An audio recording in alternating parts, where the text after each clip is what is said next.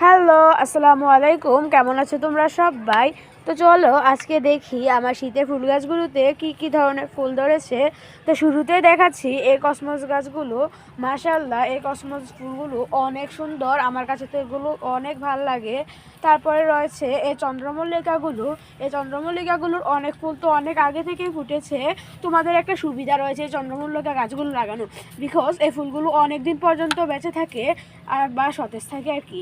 আর এখানে রয়েছে ক্যালেন্ডুলা ফুলগুলো, এগুলো অনেক দিন আগে ফুটেছিল, যার কারণে এগুলো নেতিয়ে যাইতেছে। আর এখানে রয়েছে তিন ধরনের নয়নতারা।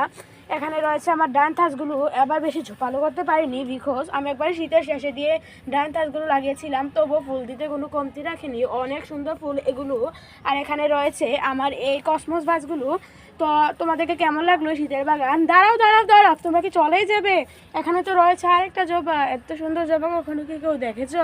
তো আজকের মতো এখানেই, দেখা হচ্ছে নেক্সট ভিডিওতে। বাই।